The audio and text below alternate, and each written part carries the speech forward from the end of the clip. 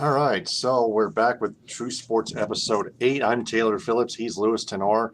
That All Star game, another close one. AL has pulled yet another one off. Yeah, but it could have used a little bit more offense. I'm not a big fan of um, some of the so-called 2-1 pitchers duels and whatnot, and I've seen some games where it's been nothing with like 13 innings and whatnot. So I think it was a little bit disappointing to me. Hmm, I see. So, yeah, Yeah. about that home run derby, Julio Rodriguez was on a roll, but Juan Soto got his Oh yeah. revenge on at least somebody, and then just managed to beat Julio Rodriguez. Yeah. But Alonso having 3 home run derbies in a row. No, I didn't see that happening.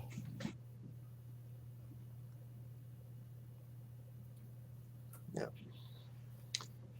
And then we got the Matthew Tkachuk trade. Oh yeah.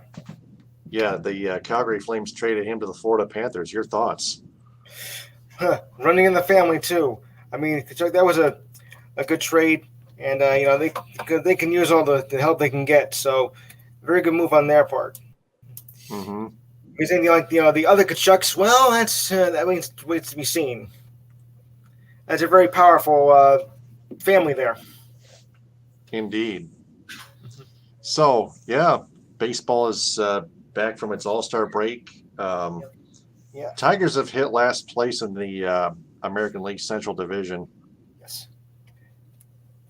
Yeah, they just keep on losing. They split their doubleheader in Oakland, but Yeah. they get swept by, of course, the Minnesota Twins just recently. Yeah, the Twins are in first place in the American League Central somehow, um, but the Tigers, they're just shit. You can say that again. Yeah, even with AJ Hinch as their manager, Alavila just keeps on bringing keep on keeping bad players such as Jamer Candelario, the Castro brothers, Willie and Harold Castro, signing Javier Baez to an expensive long-term contract. Eduardo Rodriguez, 5 years, $77 million. Eduardo Rodriguez was hurt, and then he was on the restricted list for personal reasons, Uh, private personal reasons, I would say. yes. And Alavila was concerned, but that was no reason for him to like badger him or anything. But I don't, or maybe I don't even know how Alavila would communicated that to Eduardo Rodriguez. Mm-hmm. But Eduardo Rodriguez, Matt Hutchinson and I on our Michigan Sports Truth podcast broke that story a couple weeks ago before MLive wrote an article on it yesterday. That was a couple weeks prior to MLive's article. Matthew Hutchinson has inside sources that beat the mainstream media to the punch. Yes. Had to squash a baby mosquito. So yeah. Still like to watch baseball, but I'm ready for football and hockey at the same time. Maybe a little basketball as well. Yeah. Well, I mean the Pro Bowl is only 11 days away, so that's a sign right there. Mm-hmm. I know it's only preseason, but still, NFL football is NFL football. Even if it is preseason. Yep. What's the way I look at it? Yep. My Lions, still not quite a playoff team. They still have they still need to have more time to adapt. They also need to work on their situational passing defense, like they have, and they missed a couple opportunities to close it with their secondary defense against the Ravens and against the Vikings. in Minnesota at US Bank Stadium in weeks 3 and 5. That 4th and 19 play against the Ravens when Lamar Jackson connected with Sammy Watkins for a 36-yard reception, but before the missed delay of game. And then Justin Tucker's 66-yard field goal to win it as time expired. Yeah. And fans want to just harp on the refs for missing a delay of game when the Lions before that missed an opportunity to close it on 4th and 19 yards to go. 4th down, 19 yards to go. Nice to do. They left Sammy Watkins wide open when they could have been covered.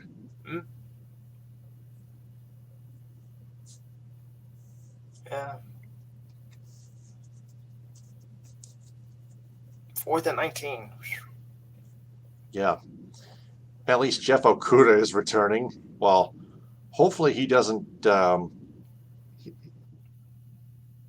Hopefully, is like his first and previous 2 seasons.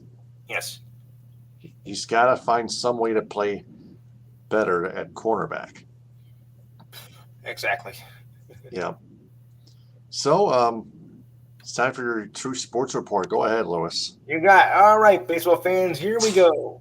Right now, in the top of the ninth, the only game left on the schedule tonight, as the Mets look like they're going to have an easy win against the Padres right now, 8-2. Up, wait a minute, not so fast, because the Padres have a run around first and second and nobody out. Rodriguez is pitching and Machado is at bat. So maybe I might speak a little bit too soon. Okay, all the rest are final. Cubs over the Phillies 4-3.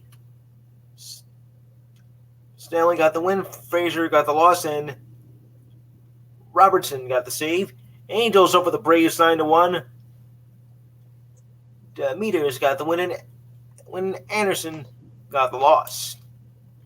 They didn't say anything on the save. Okay, in 10 innings, the Marlins over the Pirates 6-5. Bass got the win. Bettner got the loss, and Brigham got the save. Yankees blanked the Orioles 6-0. Cortez got the win. Kemmer got the loss, and Schmidt got the save. Blue Jays doubled up on the Red Sox, 8-4. Miza got the win, and Bettner got the loss. The Twins over the Tigers, 9-1. Gray got the win, and Garcia got the loss. Oh, well. Reds over the Cardinals, 6-3. Mathis got the win. Minkus got the loss, and Strickland got the save. White Sox over the Guardians, 6-3. Cease got the win, and Bieber got the loss. Wonder if it was Justin Bieber. Had a wild one with the Brewers over the Rockies, 10-9. Suter got the win. Colomb got the loss, and Hatter got the save. Royals over the Rays, 4-2. Bubik got the win. Rayleigh got the loss, and Clark got the save. Tigers over the A's, 11-8. Perez got the win, and Blackburn got the loss. Astros over the Mariners, 8-5. Valdez got the win. Ray got the loss, and Presley got the save. Dodgers over the Giants, 7-4. Phillips got the win. Leon got the loss, and Kimbrell got the save. And last but not least, the Nationals over the D-backs, 4-3. Edwards Jr. got the win. Malapi got the loss, and Fragan got the save. As we're coming up now on, 7 weeks left in the season. Give or take. And right now it's, I'd love to hear 8-4 now with the Mets and the Padres. And runners on first and third. Okay. Just a quick update here for any MLS fans right there. The Red Bulls beat Atlanta 4-3.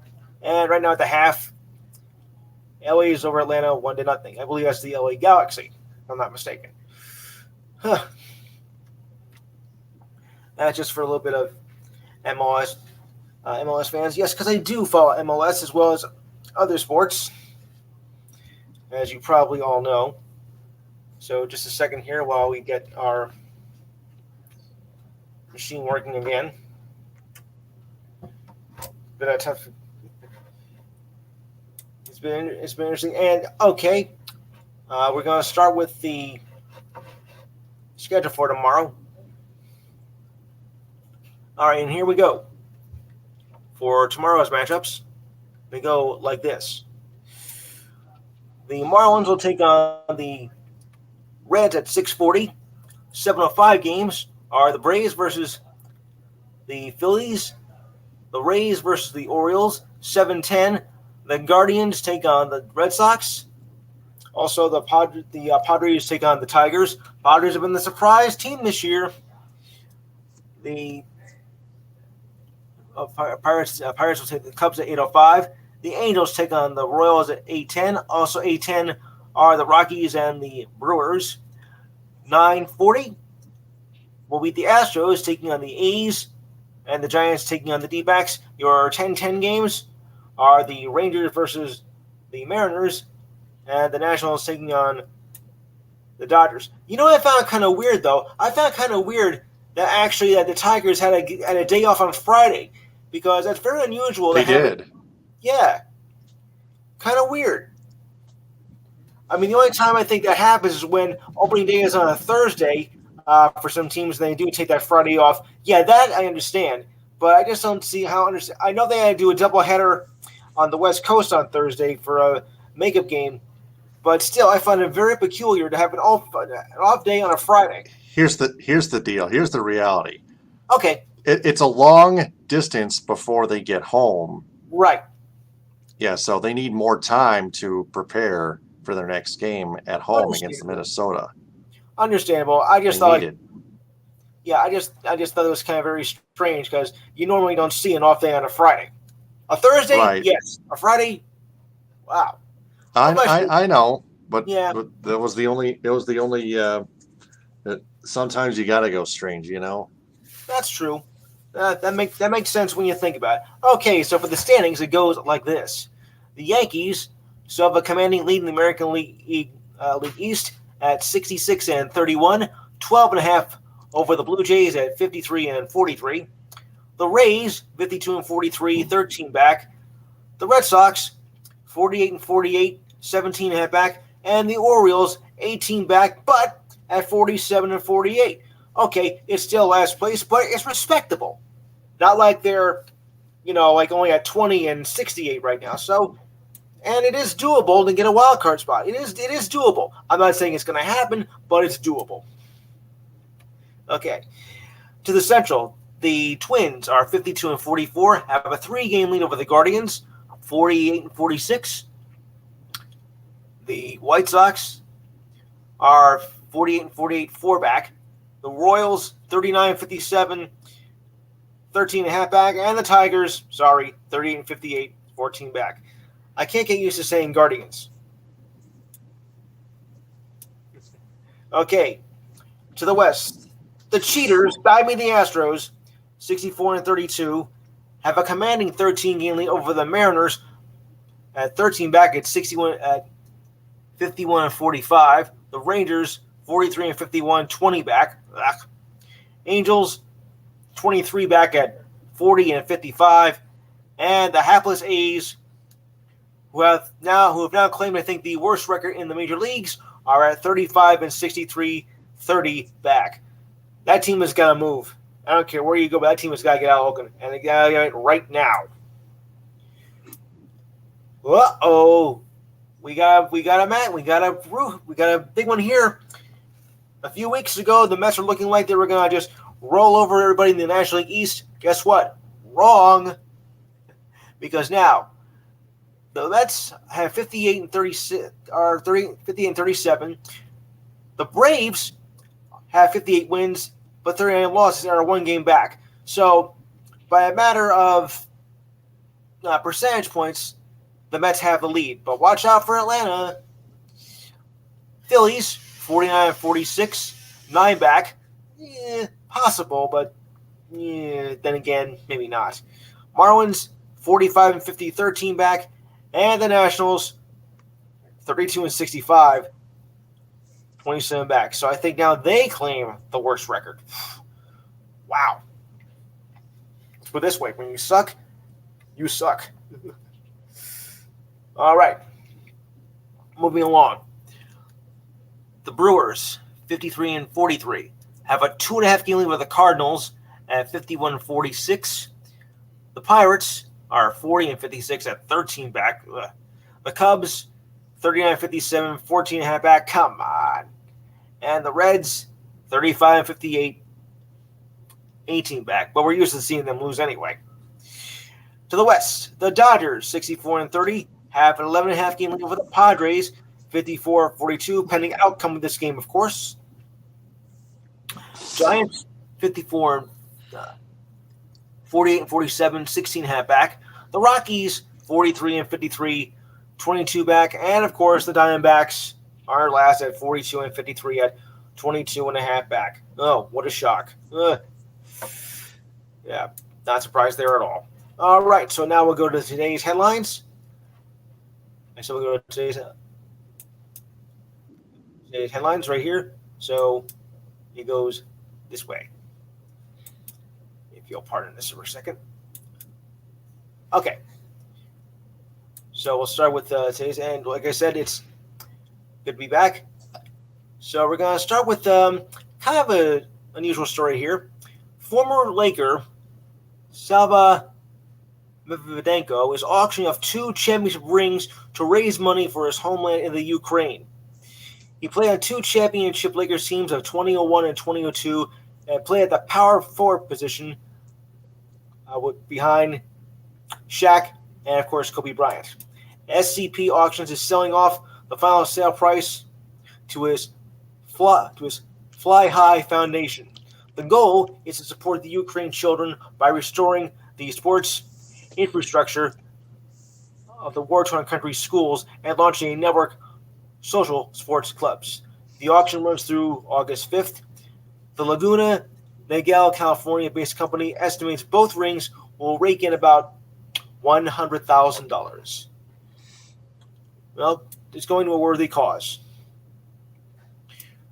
Kurt Busch was not cleared by NASCAR's medical staff to compete in today's race at the Pocono Raceway. Busch, now at age 43, has hinted that this will be his last season of NASCAR, tweeted that he suffered concussion-like symptoms from a hit he took yesterday while qualifying for the race. The tests indicate that Busch was still recovering from yesterday's episode.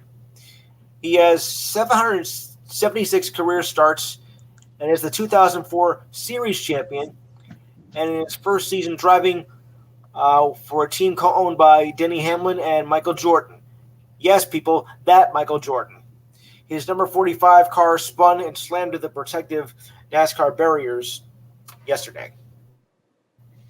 Oof. No wonder he didn't qualify. All right. Got a bit of some track and field news here. I know we don't cover that much, but I thought it was interesting. A big upset, though, at the 4x400 relay as the U.S. women shocked Jamaica man. At the same time, the men came up short to Canada. The men finished second, thanks to a bad baton exchange, which has been a ritual since any member of this current team was even born. Andre Degrassi beat Marvin Barcy in the line of 0.07 seconds to give Canada the upset over the U.S. So we can blame Canada for that one too. Okay.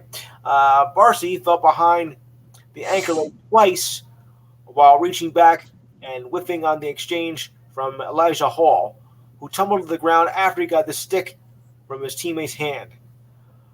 Not running the race clean cost us, Barley tweeted before he got to the interview area. No excuses. We let you down. My bad. Mm-hmm.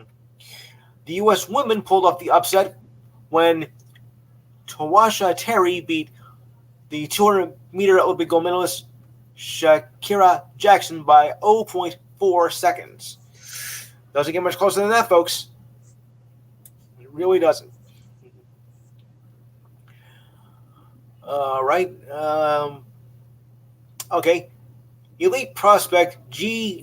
Jackson, who decommitted himself from North Carolina, has reclassified himself for the 2022 class of the South Carolina Gamecocks. You go from North Carolina to South Carolina. Okay.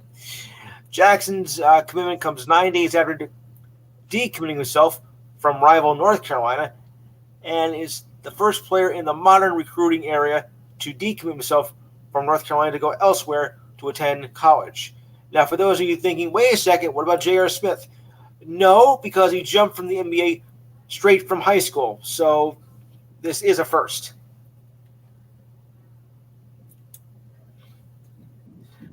All right. And Duke and Arizona have agreed to play in a home-and-home series in 2023 and 2024. The schools announced the agreement back on Monday.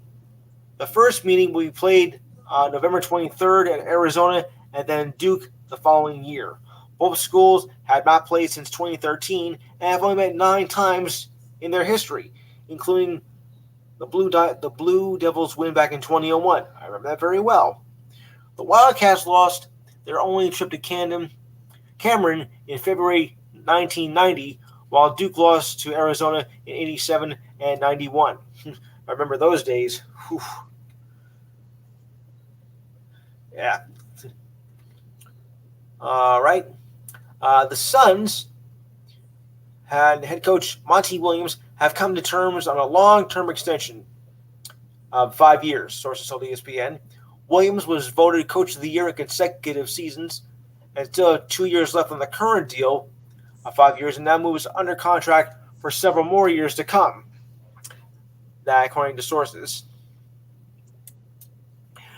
His impact on the Suns had been a success with a trip to the finals last year, despite losing to the Bucks, or as I call them, the Yucks, with a record of 64 wins, and had the best record in the league this year. In 3 seasons, Williams' record is 149-78, and delivered accountability and a purpose to a Suns program which was a sinking ship, and transforming that team to only win 19 games before he arrived. Like I said, he was a sinking ship. Among the Suns' dominance last season was an 18-game winning streak and had 3 separate streaks of 9 plus in a season, while the rest of the league had combined 4 streaks of 9 or more wins. However, despite that, the Suns lost Game 7 at home, no less, to the Dallas Mavericks in the second round, a shock to many basketball fans, including myself. Because I'm like, how do you lose at home to the Mavericks in a playoff game like that? Ugh. The Suns lost to the Bucks in 6 games in the 2021 finals.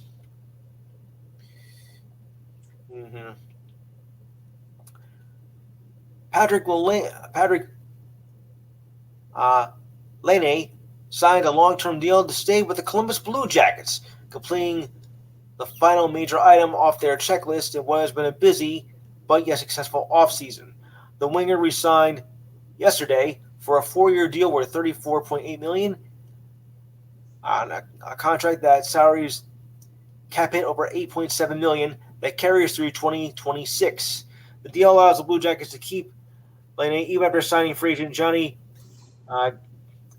Gaudreau.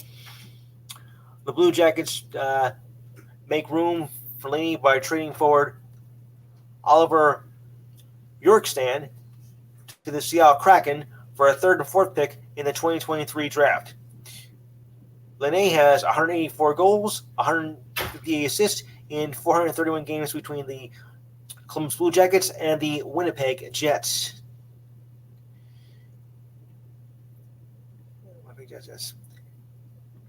And the Pens re-signed forward Kasperi Kapanen to a 2-year deal worth $3.2 million. The deal was announced on Friday and keeps the former first-round pick at the same salary level as the 3-year deal that expired at the end of last season. Kapanen was inconsistent last season with 11 goals and 21 assists in 79 games. For some reason, he missed 3 of them. The season, that was the lowest goal total of his career, excluding the pandemic year of 2019-2020. Captain for his career is 63 goals and 89 assists in 321 games for the Pens and the Maple Leafs. He had 5 goals and 8 assists in 38 playoff games total. Another hockey note here, the San Jose Sharks have finalized a deal to hire David Quinn as their next head coach, according to ESPN. Quinn's last head coaching job was with the Rangers from 2018 to 2021 and had a miserable record of 96, 87, and 25, and failed to make the playoffs in each of those 3 years. No wonder we didn't do so well. Yuck. Moving forward. Yeah, dirty, no good. All right, before that, Quinn coached the Lake Erie Monsters of the AHL and was head coach at BU, that's Boston University, for 5 seasons. Quinn and Sharks GM Mike Greer were student athletes at Boston University, though not at the same time.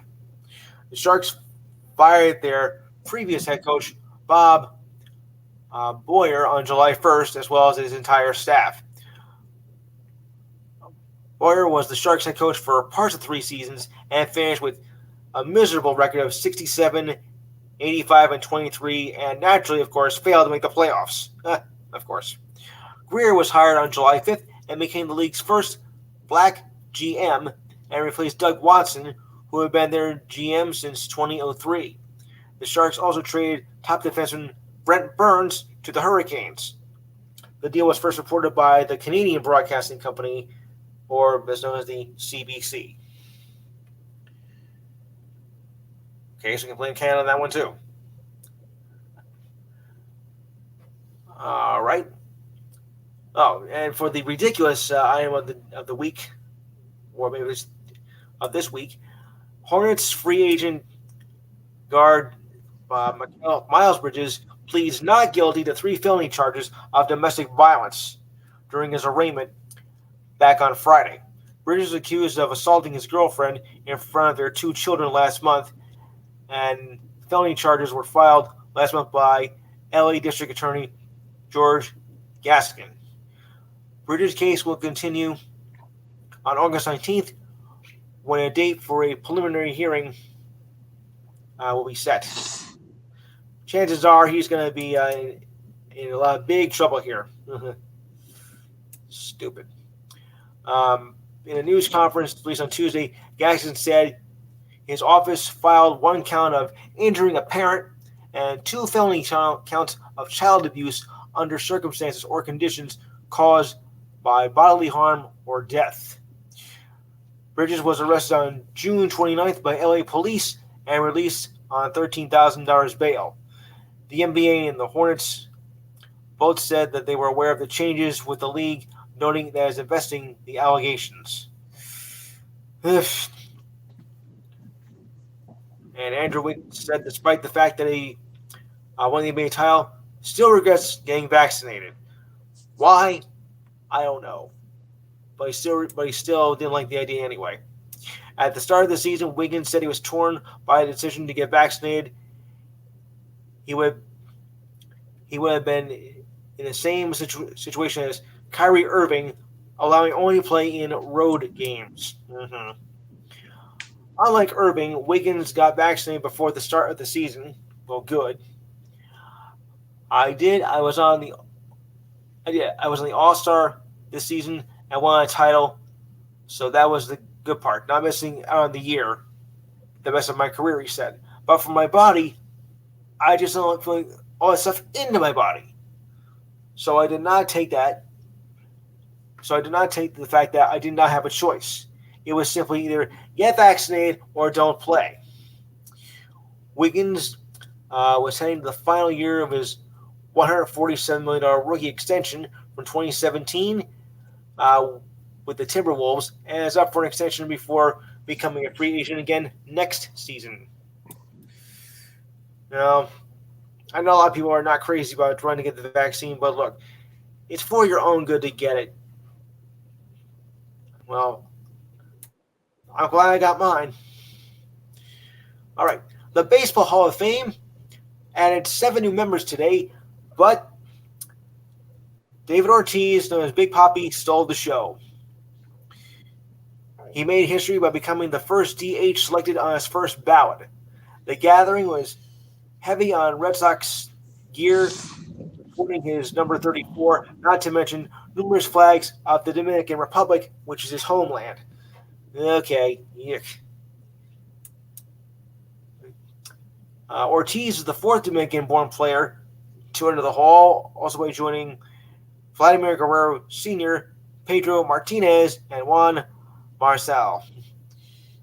The Cardinals were going to be out without two of their infields, Nolan Ariendo and Paul Goldschmidt, in their two-game series against the Blue Jays in Toronto, due to Canada's vaccination laws, as said by the president of baseball operations, John Mozak, told reports today.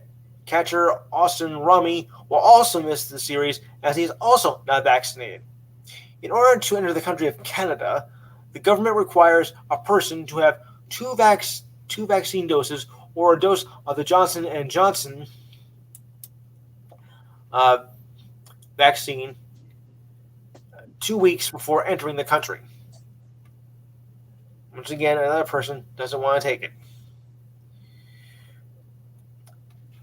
Kind of a sad story here, to say pretty much. Houston Texans rookie wide receiver, I should say, John Matthew III, announced today that he was suffering from leukemia and will likely not play this year. Recently, Matthew was diagnosed with APL, the most curable form of leukemia. That's understood by the team. Well, at least that's good news. At least it is curable. He is in good medical care and in good spirits and should make a full recovery. As for the condition himself, Matthew is out for the season as he now shifts his focus on his health and recovery. Matthew was selected 44th in this year's draft. He has 96 catches for 1,142 yards and 8 touchdowns last season at Alabama before he tore his ACL in the SEC title game. Oh, yeah. Before the diagnosis, he was expected to attend camp. That's right, he did get hurt in that game. I saw that. That was ugly. Buffalo Bills offensive tackle Roger Stafford opens camp on the non-football injury list after being injured in a car crash and suffered an injury to his rib cage. Oof. Head coach Sean McDermott announced his status before the Rams' first practice session today, saying that the car crash took place a couple of weeks ago. Stafford was at the practice session. To continue on, cornerback Trey Davius White starts the season on the physically unable to perform list after returning from a torn ACL he suffered in the Thanksgiving game. McDermott says Stafford remains scheduled on his rehab. So we'll see how that goes from there. All right. Dodgers star Mike Trout will not return to the lineup when he's eligible to return when he comes off the injured list tomorrow. Trout, who has been dealing with inflammation on his ribcage, has not played since July 12th. Trout was scratched in a loss to the Dodgers in the last game before the All-Star break. His athletic trainer, Mike Frostad, told reporters that Trout had a cortisone shot injected into his back on Thursday. Oof. Frostad said that Trout is day-to-day as the Angels continue to evaluate the slugger who has been dealing with this issue for the past month. Better get that check, buddy. Trout has 24 home runs for a team this year that is now, at the time of this report, 11 games out of first. Well, here's something that we didn't think we were going to see. Pete Rose will make an on-field appearance with the 1980 Phillies team next month. This is his first on-the-field appearance since receiving a lifetime ban for betting on the game back in 1989, the year I graduated high school. Okay. Rose agreed to the ban of August of 89 after an investigation from lawyer John Dowd, who found Rose placed numerous bets on the Reds to win games between 1985 and 1987 while managing and still playing for for the team. How about that? Rose will be a part of the Phillies alumni weekend and will be introduced on the field alongside many of his former players on August 7th. Rose was a 17-time All-Star and had 828. It was 4,256 hits for Philadelphia between 1979 and 1983. He broke the record in 1985. And I think I saw that game, if I remember correctly. Justin Verlander of the Astros is the major's first pitcher this season to reach 13 wins, thanks to a victory over the Mariners. Verlander is now 13-3, allowed 4 hits in 7 innings to work to his 5th straight victory and lowered his ERA to a 1.86, the second lowest in the AL. Only Shane McClanahan of the Rays is lower with a 1.71. Hey, you don't get much better than that. Verlander, who missed all of last season due to Tommy John surgery, had an average fastball of 96 miles per hour. Verlander retired 15 straight between a single by Adam Frazier in the 2nd and a home run by Carlos Santana in the 7th. The Mariners loaded the bases with walks by Eugenio Sanchez and pitch hitter Kyle Lewis around Frazier's signal and struck out Sam Haggerty in his final pitch, which clocked at 97.4 miles per hour. Verlander has allowed 1 run or fewer in 7 of his last 8 starts. He also has 3 consecutive starts with at least 8 strikeouts, making him the oldest pitcher since Randy Johnson to do that. Kyle Tucker and Yuri Grandel's back-to-back doubles in the 4th were enough to give the Astros their 4th straight victory. And just see if I missed anything else of any other importance.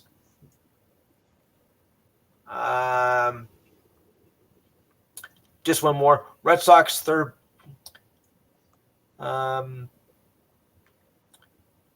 Yeah, that's it. I'm going to wrap up there. All right, Terry, back to you.